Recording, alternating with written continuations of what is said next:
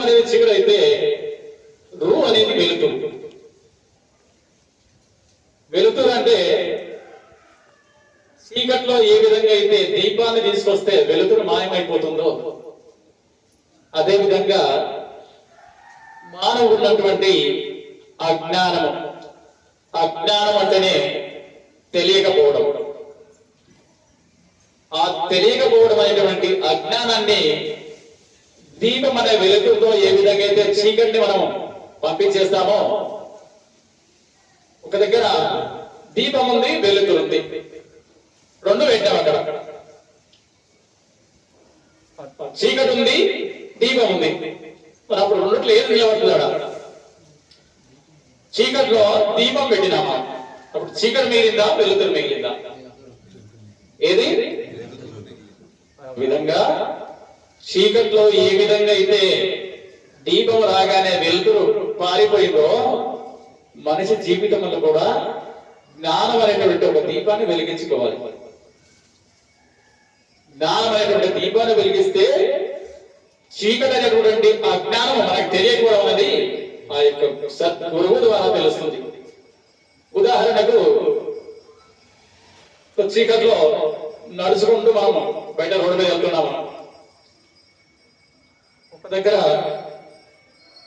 చుట్టూలాగా పడుకొని ఒక పాము పడుకుని ఉంటుంది. పాము చుట్టుకొని పడుకుని ఉంటుంది. దగ్గర పోగానే భయపడి వెనక్కి పరిగెత్తి వస్తాం. అవునా కదా? చీకట్లో పాము అంటే ఎవరికైనా భయమే, కరుస్తుందేమో, కాటేస్తుందేమని భయం మనకు. అయితే శనికి వచ్చేసాడు, దూరంకి చూస్తున్నాం, ఇంకా పోతుందా పోతుంది ఏమో మనం రాయితో ఇట్లా ఇస్తున్నాం. పాము వెళ్ళిపోవాలి కదా, తను పోవాలి, పాటింటి పోవాలి, మనం గమ్యం చేయాలి. కాబట్టి చిన్న రాయి పెట్టి లేచాడు, పోలేదు.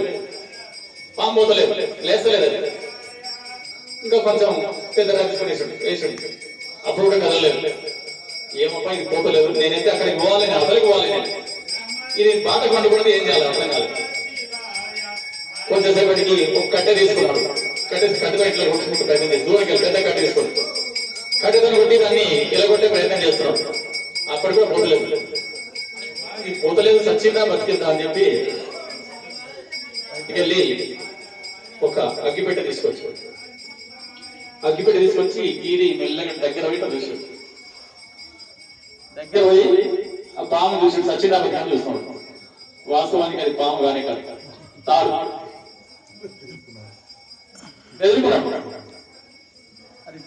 పామా తాడా తెలియకపోవడం అజ్ఞానం, మనకు తెలియకపోవడం. తెలిసిన తర్వాత ఏమైంది, అది ఇంతే కదా, నేను తాము చూసి ఎదుర్కొన్నా, ఎంతసేపు తాము చూసి పాము అనుకున్నాను. ఇది యొక్క గురుతత్వం చూడడం అంటే జ్ఞానము ఎక్కడైతే వెలుతున్న చోట చీకటి ఎట్లా ఉండదో, జ్ఞానం ఉన్న చోట అజ్ఞానం అనేది ఉండదు. తెలివితేటలు ఎక్కువైతే గురువు ద్వారా తెలుసు. ఇవన్నీ ఎట్లా వస్తాయంటే సద్గురువుల ద్వారా, ఇటువంటి గురువుల ద్వారా తెలుస్తుంది అనమాట. అయితే గురువులు రెండు రకాలు. ఒకటి అందరికి తెలిసే విషయం, మళ్ళీ కూడా ఒకసారి చెప్పుకున్నాం, మనం సందర్భోచితంగా చెప్పుకున్నాం. లౌకిక గురువులు, పారమార్థిక గురువులు, రెండు రకాలు. లౌకిక గురువులు అంటే మనకు జీవన విధానం చెప్తుంటారు, మనం బతకనిక నేర్పుతుంటారు. వాళ్ళు మేస్త్రి ఉన్నాడు అనుకో, మేస్త్రి కింద పనిచేస్తున్నాయి, కూలి పని బాగా పని చేసుకొచ్చడానికి మేస్త్రి పని నేర్పించి తనను కూడా మేస్త్రిని చేస్తున్నాం. ఆయన కూడా ఒక మేస్త్రి, కొన్ని రోజులకు ఆయన కూడా మేస్త్రి అవుతాడు. అప్పుడు ఆయనకు ఈయన గురువే అవుతాడు కదా. ఒక మెకానిక్ పని ఉంది, మెకానిక్ పని చేతి కింద ఆయన అసిస్టెంట్ గా పనిచేస్తాడు, హెల్పర్ గా పనిచేస్తుండే, కొన్ని రోజులు చేస్తాడు. చేయగా రోజు చేస్తున్న పని కాబట్టి అలవాటు అయిపోయింది. ఆయన కూడా పని చేసిపోయింది. ఆయన కూడా మెకానిక్ అయిన సపరేట్ ఒక వర్క్ షాప్ పెట్టుకున్నాడు. ఆయన పని నేర్పింది ఎవరు? గురువుగా నేర్పాడు కాబట్టి ఈయన గురువే, అది గురువే. ఇట్లా ఒక స్కూల్లో మాస్టారు చదువు చెప్తారు. మనకి వాళ్ళు కూడా రాని కానించి మొదలు పెట్టుకొని డిగ్రీ పట్టా వచ్చేంత వరకు మాస్టర్ చదువులు చెప్తూనే ఉంటాడు. పాపం ఆయన సాయి శక్తుల అమ్మ నాయన కూడా వినని కొడుకును తీసుకొచ్చి పట్టి పట్టి పట్టి పట్టి చదువులు నేర్పిస్తారు. ఇందులో మన ఉదాహరణకు బాణపురుషుడు అటువంటి గురువులు కూడా చాలా మంది ఉన్నారు. ఋషి వెంకటేశ్వర గురుస్వామి కూడా ఉన్నారు. వాళ్ళు కూడా ఎంతో శ్రమ పడతారు. వాళ్ళ శ్రమనంతా మూటగట్టి వాళ్ళ మీద ప్రయోగించి పిల్లలని మంచిగా తీర్చిదిద్దుతారు. విద్యార్థులను తీర్చిదిద్ది మంచి మంచి ఉద్యోగాల్లో రాణిస్తున్నారు. ఇదివరకు వాళ్ళ దగ్గర నేర్చుకున్న చదువు నేర్చుకున్నటువంటి విద్యార్థులు. ఇదంతా ఒక రకం లౌకికము అంటుంది. లౌకికము అంటే జీవం ఉన్నంత వరకు అంటే పుట్టుక నుండి చచ్చేదాకా మనకు బ్రతకడానికి ఆధారం. బ్రతకడానికి సమాజంలో ఎటువంటి పొరపాటు చేయకుండా బ్రతకడానికి మంచి ఉద్యోగంలో రాణిస్తూ ఎవరిని ఆశించకుండా ఎవరితో ఆశించకుండా తన డబ్బు సంపాదించుకొని తన ఖర్చుతో మనమే తీరుకుంటూ పోషించుకోవడం. ఇది కాక పారమార్థిక గురువులు అన్నమాట. లౌకికం అంటేనేమో లోకంలో జరుగుతున్నటువంటి ఈ యొక్క అంటే మనకు ముందర కనపడేవి, మనకు బతుకు తెరువు చూసినటువంటి గురువులు లౌకిక గురువులు. మరి పారమార్థిక గురువులు అన్నారు. పారమార్థిక గురువులు అంటే ఈ జన్మలోనే కాదు వచ్చే జన్మలో కూడా క్షేమంగా ఉండాలని కోరుకునేవాడు. వచ్చే జన్మలో కూడా క్షేమంగా ఉండాలి. వచ్చే జన్మ ఉందో లేదో ఎవరు తెలుసు, మనకు తెలుసా? అనుకుంటాం ఉంది. ప్రతి ఒక్కరికి కూడా జన్మ ఉంది. ఎన్నో జన్మలు ఎదితే గానీ ఈ మానవ జన్మ రాదు కానీ మనం ఇదివరకు ఎన్నోసార్లు అనుకున్నాం. ఎన్నో నోములు నోచలే కానీ ఈనాడు జన్మం దొరకదు అని పాటలు పాడుకున్నాం ఎన్నో రకాలుగా. తప్పకుండా ప్రతి జీవికి జన్మ ఉన్నది ఉన్నది ఉన్నది ఉన్నది. మరి పొద్దున్న లేస్తే ఏం కూరగాయలు అని చెప్పి ఇంట్లో అమ్మ రేపటి కోసం కూరగాయలు ఏమో తెచ్చిపెట్టుకున్నాం. తెచ్చిపెట్టుకుంటాం పొద్దున తొందరగా పిల్లలకు స్కూల్లో ఉండజేయాలి. మరి స్కూల్లో సార్ ఏం పాఠం చెప్తాడో ఆ పాఠం ఈరోజు ఇక ప్రిపేర్ అయిపోతాడు పిల్లడు. ప్రతిదీ ముందుగానే కానుంది కానీ రేపటి జన్మకు ఉంది అని తెలిసినప్పుడు రేపటి జన్మకు మనం ఏ విధంగా మనం దారి వేసుకోవాలి, రేపు ఏం చేయాలి, రేపటి కోసం ఇప్పుడు ఏం చేయాలనేది మనం ఎవరు ప్లాన్ చేయడం లేదు. ఇప్పుడు పూట గడిచిందా లేదా, ఈ పూట తిన్నావా, ఈ పూట పండుకున్నావా, రేపటి గురించి ఎవరు ఆలోచన చేయడం లేదు. ఇహలోకంలో ఉండేటువంటి సుఖాలను ఆలోచిస్తున్నాం, సంతోషపడుతున్నా కానీ రాబో జన్మ ఎట్లా ఉంటుందో ఒకసారి ఊహించుకోవాలి. రాబో జన్మ అనేది ఉంది, తప్పకుండా ఉంది. కాబట్టి ఆ జన్మకి కావాల్సినటువంటి కొన్ని ఏర్పాట్లు చేసుకోవాలి. అదే ధర్మంగా ప్రవర్తించడం. గురువులను ఆశ్రయిస్తే గానీ ఇటువంటి విషయాలు చెప్పరు. మనంతటా మనకి ఏమీ రాదు. పుట్టంగానే నడవడానికి మనకి ఎవరంటే వాళ్ళు రాదు. అమ్మ చేయబట్టుకొని నేను నడిపిస్తేనే వచ్చింది. నాయన బయటికి తీసుకుపోయి అది ఇది పరిచయం చేస్తేనే గానీ మనకి షాపులు కానీ బయట ప్రపంచం కానీ తెలియలే. ఆ విధంగానే ఈ యొక్క పరమార్థం జీవితానికి అర్థం అంటేనేమో ఇక్కడ ఉంది మనం సంపాదించుకొని తినేది పరమార్థం. దీనికి మించింది అవతల కూడా ఉంది, అదే పరమార్థం. ఆ పరమార్థం చెప్పేది సద్గురువులు, పారమార్థిక గురువులు. అటువంటి గురువుల్లో ఒకరు మన రమణ మహర్షి గారు, భగవాన్ రమణ మహర్షి గారు. అటువంటి గురువులు చాలా మంది ఉన్నారు. ఆయన సాక్షాత్తు శివుణ్ణి దర్శనం చేసుకొని శివైక్యత చనిపోయేటప్పుడు అందరూ ప్రజలు చూస్తుండగానే తన శరీరాన్ని వదిలిపెట్టి ఆత్మ ఒక జ్యోతి రూపంలో బయటికి వస్తుంది.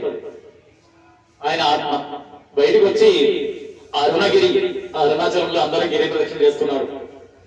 గిరి ప్రదక్షిణ చేయడానికి కారణం ఏంటంటే ఈయన ఆత్మ ఆయన అరుణగిరి చుట్టూ ప్రదక్షిణ చేసిందట. అరుణగిరి కొండ చుట్టూ ప్రదక్షిణ చేసి ఆ కొండలో ఆ యొక్క జ్యోతి కలిసిపోయింది. అదే ఆనవాయితీగా మనం కూడా ఆ యొక్క అరుణగిరిలో కలవాలంటే అరుణగిరి అనేది సాక్షాత్ పరమేశ్వరుడే. సృష్టి మొదలు ఎన్ని యుగాలు కలిసిపోయినాయో ఒక్కొక్క యుగంలో ఒక ఆకారంలో కొండ ఈ యొక్క లోకం యొక్క తత్వాన్ని బట్టి ఆ రూపంలో దర్శనమిస్తుంది అరుణగిరి. ఒకప్పుడు సాక్షాత్ పరమేశ్వరుడే ఆ యొక్క అరుణగిరి. తరువాత ఆయన బంగారు కొండగా వెలిసి ఉండేనంట, బంగారం కొండ. అప్పుడు ధర్మం అనేది 4 పాదాల మీద ఉండే కాబట్టి దాన్ని ఎవరు దోచుకునే పరిస్థితి లేదు కాబట్టి అది స్వర్ణ రూపంలో ఉండేది, స్వర్ణగిరి. కలియుగం, హృదయుగం, త్రేతాయుగం, ఇట్లా యుగాలు మారినట్లా మనిషి యొక్క ప్రవర్తన మారిపోయి ధర్మం అనేది అంతకంతకు క్షీణించిపోయి ధర్మం 2 పాదాల్లో ఉన్నప్పుడు ఒకలాగా, 3 పాదాల్లో ఉన్నప్పుడు ఒకలాగా, ఇప్పుడు 1 పాదాల మీద ఉన్న ధర్మానికి అనుకూలంగా ఏ మాత్రం కనబడితే మనకు ఎత్తుకోపోతారు వీళ్ళంతా అని చెప్పి అది యొక్క బండరాయి రూపంలో కనిపిస్తుంది ఆ యొక్క స్వర్ణగిరి. ఆ యొక్క స్వర్ణగిరి కొండనే కాదు, ఆ యొక్క పరమేశ్వరుడే ఆ యొక్క అరుణగిరి. అందుకే అరుణాచలం పైన ప్రతి ఒక్కరు కూడా ఆ యొక్క పరమేశ్వరుని ప్రదక్షిణ చేస్తారు, ఆ యొక్క పరమేశ్వరునికి ప్రదక్షిణ చేస్తారు. ఆ విధంగా ఆయన ఆత్మ అప్పుడే ఆ యొక్క అరుణగిరి చుట్టూ తిరిగి అరుణాచలంలో అంతర్ధానం అయిపోయిందట ఆ కొండలో. అటువంటి మహాత్మ్యం కలిగినటువంటి గురువులు ఈ మధ్య కాలంలోనే, ఎక్కువ ఏం కాలేదు, 100 సంవత్సరాల నుంచి ఎప్పుడో ఎప్పటికి అయిపోయిందని కాదు, ఇంచుమించు 100 సంవత్సరాలు కాలేదు. గురువు గారు శరీరాన్ని వదిలేసినప్పుడు అందరూ అడుగుతారు.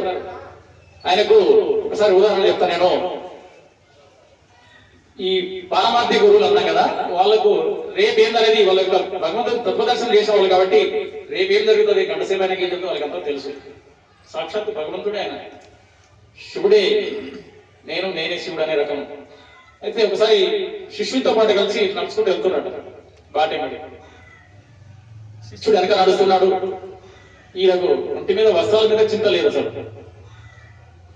వెళ్తుంటే శిష్యుని పిలుస్తాడు, పేరేముంది, పేరు పిలిచి స్వామి కథ అని పిలుస్తాడు. ఈ యొక్క నాకు ఈ పంచ గోచి ఉంది కదా, గోచిని కొంచెం చిప్పుమంటాడు. ఎందుకు దాంట్లో నువ్వు ఎంత చింపుతాడు. చింపుతాడు కొంచెం దూరం పోతుంది, అంటే నడుచుకుంటూ పోతాడు, ఇద్దరు పోతుంటారు. కాలుకు ఒక రాయి తగిలి రక్తం కారుతుంది. ఎవరికి? రమణ మహర్షికి రాయి తగిలి ఏలు వలిపోతుంది, గొడనేలు వలిపోతుంది, రక్తం కారుతుంది. అప్పుడు మళ్ళీ పిలుస్తాడు, స్వామి కదా అని చెప్పి ఆ బట్ట ఇందాక ఇచ్చిన కదా బట్ట దీనికి కట్టు. అతనికి ఆశ్చర్యం, గురుదేవా నీకు ముందే తెలుసా ఈ తప్పని?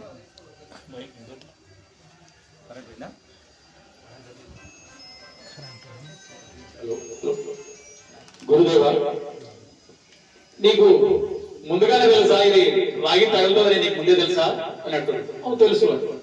అయ్యో మరి తెలిస్తే ఎందుకు రాయి తగిలించుకున్నావు నువ్వు? రాయి ఎందుకు తగిలించుకున్నావు? పక్కకెళ్ళిపోవచ్చు కదా.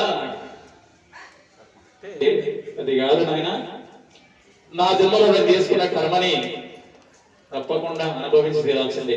ఇందాక మనం అనుకున్నాం మనిషిగా జీవించాలి, ధర్మంగా ఉండాలి. ఊరికి చెప్తే ఎవరికి అర్థం కాదు, ఉదాహరణ చెప్పాలి. ధర్మంగా జీవించాలి అని చెప్పినాం కదా. నేను చేసుకున్న కర్మ నేను అనుభవించి తీరాలను. తను చేసుకున్న కర్మ వల్ల ఇప్పుడు కొద్దిసేపట్లో కాలుకు రాయి తగిలి ఏలు పగిలిపోయే అవకాశం ఉంది అని తెలుసు అన్నమాట. తప్పించుకుంటామా? పక్కకి వచ్చి అని చెప్పి శిక్ష అడిగాడు. పక్కకి వెళ్ళిపోతే ఏమవుతుంది? ఇప్పుడు తప్పించుకున్న శిక్ష రేపటికి 100 రెట్లు వడ్డీతో సహా చెల్లించాల్సి ఉంది. చేసిన కర్మ గోశల పాపం కాశీ పోయినా తీరదు. మనం చేసుకున్న కర్మలు ఏవైతే ఉన్నాయో మనని కాదని ఎక్కడ పోండి, ఇప్పుడు కాదు ఎప్పుడైనా అనుభవించి దాని కర్మ ఫలితాన్ని అనుభవించాలి కదా. చేసిన కర్మను తప్పించుకునే అవకాశం లేదు. నువ్వు ఏమి చేస్తే దానికి 100 రెట్లు నీకు వస్తుంది. పుణ్యం చేస్తే నీకు 100 రెట్లు పుణ్యమే వస్తుంది. భగవంతుడు ఇదే విషయం, ఇదే అంటే ఇచ్చేది. నీకు పాపం కావాలా, పుణ్యం కావాలా? పుణ్యం కావాలంటే 1 రూపాయి పుణ్యం చేయి, 1 రూపాయి పుణ్యం చేయి, నీకు 100 రూపాయలు నీకు వడ్డీతో నీకు కల్పిస్తాడు. పాపం చేసినవా దానికి వడ్డీతో సహా తీర్చుకుంటాడు, నీ బాగా తీర్చుకుంటాడు. నిన్ను మాత్రం ఊకే వదలడు. ఇది భగవంతుని కూడా తప్పదంట ఇటువంటి విషయం. ఈ యొక్క కర్మ అనుభవించేది దేవుని కూడా తప్పదు. ఒకసారి శ్రీకృష్ణ పరమాత్మ తల్లిదండ్రులు ఎవరు? తల్లిదండ్రులు దేవకి వసుదేవుడు. వాళ్ళు ఎక్కడ ఉన్నారు? ఎక్కడ కొడుకుని ఉన్నారు? ఎక్కడ? చెరసాలలో కొడుకుని ఉన్నారు వాళ్ళ తల్లిదండ్రులు. జైల్లో వెళ్ళారు. చిన్న ఉన్నాడు, పుట్టినాక ఆయనని తండ్రి వసుదేవుడు సముద్రంలో గుండా తీసుకుపోయి యశోదమ్మ దగ్గర పెట్టేస్తాడు. ఆ విధంగా 14 ఏళ్ళు గడిచిపోతుంది. 14 ఏళ్ల పాటు కంసుతో చిన్నగా ఉండి నానా రకాలైనటువంటి బాధలు అనుభవిస్తూ సమస్యలను ఎదుర్కొంటూ ఎంతో మంది రాక్షసులు చంపుకుంటూ తను 14 ఏళ్ల వయసు వచ్చింది. ఆఖరికి ఆ రాక్షసులు అయిపోయారు. కంసుని భార్య కూడా వచ్చింది. కంసుని కూడా వధ జరిగిపోయింది. కంసుని చెప్పిన తర్వాత ఇంక తనకి మిగిలింది ఏంటంటే అమ్మ నాయన జైల్లో ఉన్నారు, వాళ్ళు ఏడిపియాలి. అక్కడ ఉండేటువంటి దుర్మార్గం అంతా అయిపోయింది. వాళ్ళని బయటికి తీసుకొచ్చే బాధ్యత ఇడ్చుకోవడానికి పోతే అప్పుడు ఆమె దేవకి దేవి శ్రీకృష్ణ పరమాత్మని విధంగా అడుగుతారు, నాయన నీవు పరమాత్మయే కదా? అప్పుడు నేను పరమాత్మని. మరి నీవు ఏమనుకుంటే అది జరుగుతుంది కదా? అవు జరుగుతుంది. 14 ఏళ్ల పాటు మమ్మల్ని జైలు ఎందుకు పెట్టినట్టు ఇంతకు? నీవు పరమాత్మవు, అన్నిటినీ శాసించేవాడు, ప్రపంచాన్ని కాదు మొత్తం సృష్టిని శాసించేటువంటి పరమాత్మ. నువ్వు 14 ఏళ్ల పాటు నన్ను జైలు ఎందుకు పెట్టినావు? అప్పుడే ఇంటించి అయిపోతున్నాయి కదా. 14 ఏళ్ళ ఇళ్ళలో మేము నరకం అనుభవించినాం, అది ముందే చేసి అయిపోతుంది కదా అని అప్పుడు చెప్తాడు శ్రీకృష్ణ పరమాత్మ తల్లికి చెప్తాడు, అబ్బా నేను పరమాత్మనే ఏడొచ్చు, చేసిన కర్మలు దాని ఫలితాలు ప్రతి ఒక్క ఆత్మ ప్రతి ఒక్క జీవి తన చేసిన కర్మ యొక్క ఫలితాన్ని అనుభవించి తీరాల్సిందే. ఈవెన్ నేనైనా కూడా ఆ యొక్క కర్మ ఫలితాన్ని అనుభవించి తీరాల్సిందే అమ్మా. మరి మేమేం పాపం చేసినాం? పుట్టినప్పటి నుంచి మేమేం పాపం చేయలేదే అని ఆ యొక్క దేవకి వస్తువులు ఇద్దరు అడుగుతారు. అది ఒక్కసారి బ్యాక్గ్రౌండ్ చూపిస్తాడు సినిమా. రామావతారంలో శ్రీరాముడనైన నన్ను వనవాసం పంపింది ఎవరమ్మా? ఎవరు పంపించారండి? ఎవరు పంపించారు? మీరు చెప్పండి. ఎవరు పంపించదు? కారణం ఎవరు చెప్తే పోయింది? రాముడు వారు కైకేయి శ్రీరామచంద్రుణ్ణి అడవికి పంపింది. కారణం తన యొక్క పుత్ర వ్యామోహం చేత అక్కడ ఉన్నటువంటి ఆస్తి గాని ఆ రాజ్యము గాని తన కుమారునికి దక్కాలన్నటువంటి దుర్మార్గపు ఆలోచనతో సవతి కుమారుడైనటువంటి శ్రీరామచంద్రుణ్ణి 14 ఏళ్ల పాటు వనవాసం పంపిద్దామని నిర్ణయం చేసుకొని దశరథ మహారాజును ఒప్పించి మరి అడవులకు తోలించింది. అమ్మా అప్పుడు కైకేయి నీవే, అప్పుడు నన్ను పంపించింది ఎన్ని రోజులు? 14 ఏళ్ళు.